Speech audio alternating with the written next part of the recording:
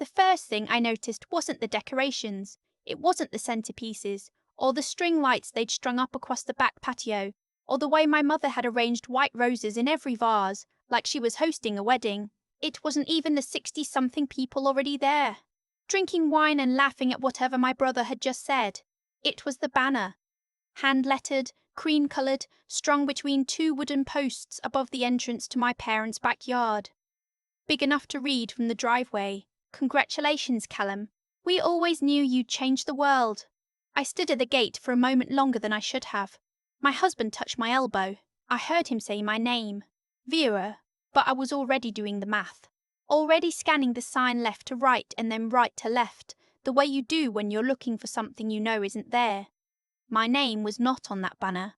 I had built half the thing they were celebrating, and my name was not on that banner. I smiled. I walked through the gate. I accepted a glass of wine from a cousin I barely recognized.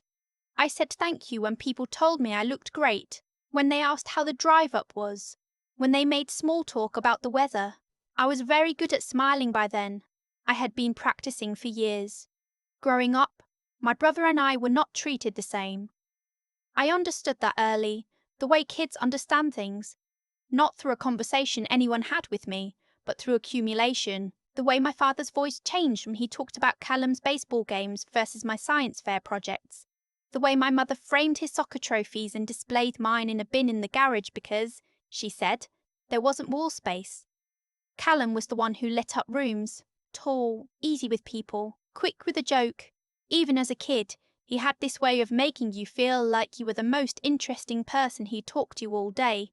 People loved him for it. I did too, for a long time. I was the one who stayed in my room. I was the one who took things apart to see how they worked and put them back together better than before. I built a basic website when I was 13, taught myself to code from library books and YouTube tutorials, spent summers writing programs nobody asked for just because I wanted to see if I could. My father called it a phase. My mother was kinder about it, which somehow made it worse. She'd say things like, "That's so impressive, sweetheart. You're so detail-oriented, the way you compliment someone on their handwriting when what they want you to notice is what they wrote." Callum went to a state school on a partial athletic scholarship. I got into Georgia Tech on academic merit, paid for mostly through grants and the money I'd saved waitressing junior and senior year. My parents helped Callum with rent his first 2 years after graduation. They gave me a card that said, "We're proud of you," and a check for $200 when I finished my master's. I don't say this for pity. I say it because context matters. Because what came later didn't come from nowhere. After grad school, I moved to Austin. I got a job at a mid-sized software company, worked there 3 years, learned everything I could, and then I left to start building something on my own. I'd been developing a project management platform specifically for architecture and construction firms, a gap I'd identified from a contract job during school. The existing tools were generic. Nobody had built something that actually understood how those teams worked. The version control issues, the subcontractor communication breakdowns, the way drawings and timelines had to talk to each other in real time. I called it Groundline. I worked on it nights and weekends for the better part of 18 months before it was anything close to functional. I lived cheap. I ate a lot of pasta. I turned down a job offer that would have paid me significantly more than I was making because I wasn't ready to walk away from what I was building. Callum had moved to Austin 2 years before me. He was in sales, good at it, naturally, the same way he'd been good at most things that required charm. We got closer as adults than we'd been as kids. He would come over some weekends, we'd get barbecue, he'd ask about Groundline, and I would show him whatever I'd been working on. He seemed genuinely interested. He asked good questions. He had ideas sometimes that I actually used, mostly about onboarding flow and how non-technical users thought about the interface. I was grateful for that. I told him so. I should have paid better attention to what I was sharing. I don't know exactly when the shift happened. I know it was gradual. I know there wasn't a single moment where I could have looked up and seen it coming. That's the thing about people who take from you slowly. They rarely announce it. Callum started talking about the platform in conversations with his friends. At first, I thought he just meant it loosely. The way you talk about a sibling's project with a kind of shared ownership because you've heard about it so much. Then he started using we. We're working on this thing. We've been developing a tool for the construction industry. I brought it at once. He laughed it off. Said he was just excited about what I was building, that he'd been bragging about me, that I was too sensitive. I let it go. The following spring, Callum told me he'd connected with a group of investors through someone he knew in the commercial real estate space. He said they were interested in a platform like Groundline. He said it could be a real opportunity, that I needed a business guy anyway, that he could handle the sales and pitch side while I kept building, that this was how startups worked. He wasn't wrong about all of it. I did need help on the business side. I was 31 and I'd never raised money before, and the idea of walking into a room full of investors and selling myself made my chest tighten in a way the technical problems never did. So I agreed to let him help. I drafted a partnership structure. Callum said he'd have his lawyer look it over. His lawyer made changes. Not major ones, he said. Just standard language. I should have had my own lawyer. I know that now. I did not have my own lawyer then. The next 18 months moved fast. Callum handled investor meetings and I handled everything else. Which is to say, I handled almost everything. I built the platform. I iterated. I fixed what broke and rebuilt what wasn't good enough. I hired 2 contractors to help with specific modules, managed them, reviewed every line of their code. I wrote the pitch deck copy because Callum's draft was technically inaccurate in ways that would have embarrassed us in front of anyone who actually understood the space. We raised a seed round, then a Series A. And somewhere in that stretch, I can point to the moment now, I just couldn't name it then. The story of Groundline started to shift. In interviews, Callum was the founder. He was the visionary. He'd identified a gap in the construction industry and built a team around solving it. I was the technical co-founder when I was mentioned at all. Sometimes I was just the lead engineer. I told myself it was optics, that investors wanted a charismatic frontman, that I didn't care about credit as long as the work was good, that Callum wasn't doing it on purpose. He was just comfortable in the spotlight the way he'd always been. I told myself a lot of things. The party at my parents' house was for the acquisition. Groundline had been acquired by a Chicago-based infrastructure software company called Meridian Group. The deal had not fully closed yet, but the terms were agreed on, and the number, I will say it plainly, was $94 million. Callum's cut, based on the equity split that had evolved in ways I hadn't tracked carefully enough, was significantly larger than mine. I had known about the acquisition for 6 weeks before the party. I had spent those 6 weeks in a state I can only describe as suspended. Not numb exactly, more like the feeling when you're on a plane that hits turbulence and you grab the armrest and go very still, because stillness feels like the only thing keeping you in the air. My mother had thrown the party. She called it a celebration of Callum's incredible achievement. She had sent me the invitation the same way she'd sent it to everyone else, by group text, 3 weeks out. I had come because my husband thought I should. Because he said if I didn't, I'd regret it. Because some part of me still believed, wanted to believe, that when I walked through that gate someone would say my name. The banner said, "Congratulations, Callum." I said, "Thank you for the wine." I smiled. I walked into the party. My father found me by the drink table about 40 minutes in. He looked good. He was in his mid-60s, retired from the insurance company he'd spent 30 years at. Tan from the golf he now played 4 times a week. He put a hand on my shoulder and said, "Your brother did something really special, didn't he?" I said, "It took a lot of work." He said, "He always had the drive, even as a kid. Remember how he'd set his mind to something?" I said, "I remember." He said, "You doing okay? You seem quiet." I said, "I'm fine, Dad. It's a lot of people." He nodded like that explained something, patted my shoulder, and moved on toward a group of his friends. I stood there holding my wine, and I thought about the night 2 years before, when I'd called him from my apartment at 11 p.m. after the seed round closed, to tell him what Callum and I had built. I thought about how he'd said, well, Callum always did have the gift for business. I thought about how I'd stayed on the phone another few minutes making small talk about nothing, and then said goodnight and sat on my kitchen floor for a while after that, for reasons I didn't try to name. Some griefs are too quiet to explain to people who haven't felt them. My sister-in-law found me near the back fence. She'd married Callum 2 years before, a small ceremony in Colorado that my parents had helped fund generously. She was a landscape architect, thoughtful and unhurried in the way that made her easy to be around. One of those people who actually listened when you talked rather than waiting for their turn to speak. She asked how I was doing. I gave her the real answer instead of the easy one, which surprised me. I said I was having a hard time being here. That it was complicated. She didn't try to fix it. She just nodded and said, "I know it is." I looked at her. She said, "I've heard him tell the story of how Groundline started. I've heard it a lot of different ways." I didn't say anything. She said, "The version where he invented it, the version where you two invented it together, one time at dinner with his college friends. You weren't in the story at all." She paused. I don't think he even realized I noticed. There was something about hearing it from her, said plainly, without drama, like she was describing something she'd watched and taken careful note of, that made my throat tighten in a way it hadn't all evening. I said, "What do you do with that?" "When it's your husband," she said. "I'm still figuring that out, but I know what I saw, and I think you should know that someone else saw it too."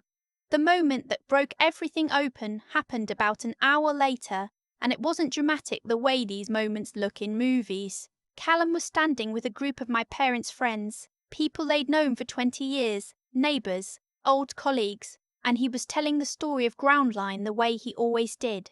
The gap he identified, the problem he set out to solve, his vision for what the platform could become.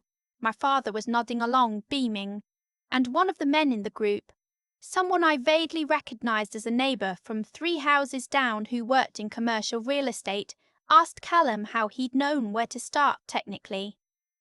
Whether he'd had a background in software. Callum said he'd surrounded himself with the right people. The man said, "Smart. Was your sister involved?" I think I heard somewhere she had a tech background. My father started to say something. I don't know what he was going to say because Callum spoke first. He said, "Vera helped out on some of the early technical stuff. She was a resource in the beginning. A resource." I was standing close enough to hear it. I was holding a glass of water and I remember looking down at it and thinking, very clearly, without heat, in the same calm way I debugged code, that is not what happened. My sister-in-law was standing 2 feet from me. She heard it too. She didn't look at me when she stepped forward into the group.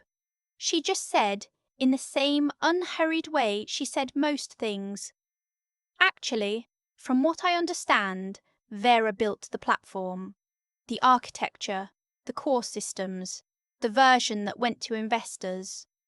Callum ran the business side." She smiled, not unkindly, and added, "I think the right word is co-founder, not resource." The group went quiet in the way groups go quiet when something true has been said, in a room where everyone had agreed not to say it. My father looked at Callum. Callum looked at my sister-in-law. My mother, from across the patio, must have sensed something because she started moving toward us. I didn't say anything. I didn't have to. I went home that night, and I called my attorney. A woman I'd hired 2 months earlier, finally belatedly, when I'd started pulling on threads in the partnership documents and found things I didn't know how to read on my own. We had already been building a picture, time-stamped commits in the code repository going back to when Groundline was just a folder on my laptop, emails where I'd walked Callum through how the system worked, the original pitch deck, drafted in my handwriting, photographed on my phone the day I wrote it, a contract where my role had been described in language that was technically accurate but strategically vague. The acquisition had not closed. That was the thing. The Meridian Group due diligence process was still ongoing. My attorney had already been in contact with their legal team. She had sent them a document preservation notice. She had flagged concerns about IP attribution. Meridian paused the process.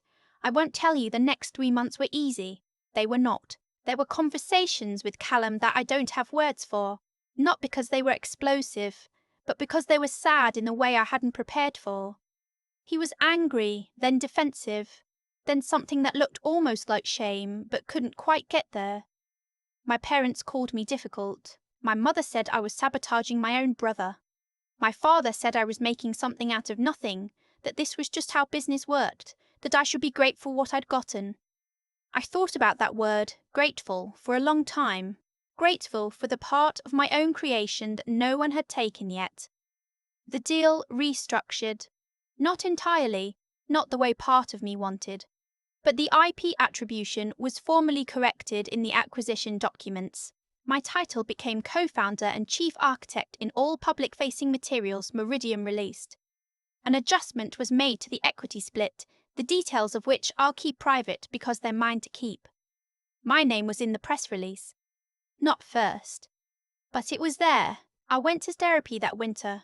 My therapist is good, the kind of good where she doesn't let you off easy. She asked me once what I was most afraid of when I thought about the people in my family who hadn't protected me.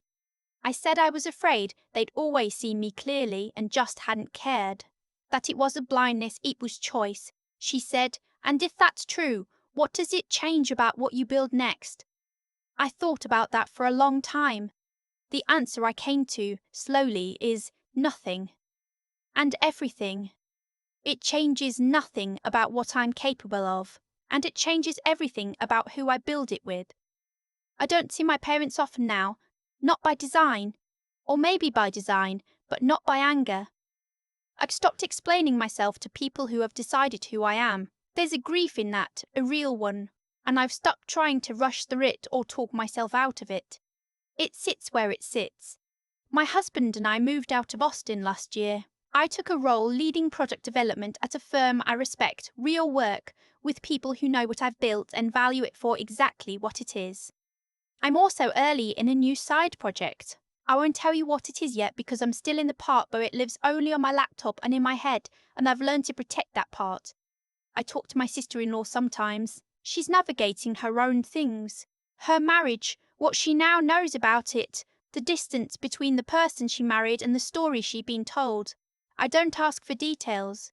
She doesn't offer them, but she texts me sometimes on ordinary days for no particular reason and I text back, and that feels like something real. I've been asked, since the story came out, quietly, among people who know the full version, whether I regret helping Callum the way I did, whether I'd do it differently. I think about the nights I spent writing code I believed in, the satisfaction of watching something work that had never existed before. The first time a real contractor used Groundline on a real job site and told a reporter that it had changed how his crew communicated. The feeling of having built something that did what I set out to make it do. None of that was taken from me. None of it ever could be. What I know now that I didn't know at 31. The thing worth protecting isn't always the credit. It's the clarity, knowing exactly what you built, even when no one else will say it out loud. Carrying that cleanly. Not because it doesn't hurt, it does, and it did, but because the truth of what you made doesn't actually require anyone else's voice to be real. My name is Vera. I built Groundline, and then I built what came after. That's the whole story. I used to think the hardest part was doing the work nobody saw. The night I spent debugging code while Callum was out at dinner with investors. The weekends I skipped because something in the platform was broken and I was the only one who could fix it. I thought that was the cost. That invisibility was just what the work required, and if I kept my head down long enough, the results would speak for themselves. They did. Just not in the way I expected. What I understand now, on the other side of all of it, is that silence isn't neutral. I told myself I was being professional, being patient, being the bigger person. But what I was actually doing was making it easy. Every time I let a wrong thing go uncorrected, every time Callum said we built this in a room full of people and I didn't say, actually, let me clarify, I was participating in the story he was telling, not because I agreed with it, but because I didn't stop it. That's on me. It took me a long time to say that without flinching. There's a version of this story where I stay quiet forever, where the acquisition closes, the money moves, and I spend the rest of my career knowing the truth about Groundline in private while the public version belongs to someone else. That version almost happened. The only reason it didn't is that I finally got uncomfortable enough to act, hired an attorney, pulled the documentation, Let the timestamps and the emails and the commit history say what I hadn't said out loud. The facts were always there. I just had to stop being afraid of what using them would cost me. What it cost me was harder than I expected, not the legal process. That was just work. What was hard was my family. My mother's voice on the phone, telling me I was being selfish. My father's silence, which said more than anything he actually said. The particular grief of understanding that the people who were supposed to be in your corner had quietly picked a different corner and had been there for longer than you knew. You don't get over that quickly. I'm not sure you get over it completely, but you learn to carry it without letting it make decisions for you. What I kept through all of it was the work itself, not the credit, the actual knowledge of what I had built and how and why it worked. Nobody could touch that. Callum could stand in 100 rooms and tell 100 versions of the Groundline story, and none of it would change what lived in my hands and my head. That sounds like cold comfort, I know, but it turned out to be the most durable thing I owned. My sister-in-law stepping forward that night at the party, saying plainly in front of my parents and their friends what she had observed. That meant something I don't have a clean word for. She didn't owe me that. She did it because it was true and because she was the kind of person who couldn't watch a true thing be buried and say nothing. I think about that sometimes when I'm deciding whether to speak up about something that costs me. I think about what it meant to be on the receiving end of someone else's honesty. How much it mattered. How little it actually required. Just the willingness to say the true thing out loud in a room where the true thing was inconvenient. That's what I tell anyone who sees themselves in this story. Not to fight louder or trust less or assume the worst about the people around them. Just to protect your work from the beginning, the way you'd protect anything valuable. Document what you make. Read what you sign. And when something isn't right, say so before the silence becomes the record. The work will always be yours, but you have to be willing to say so.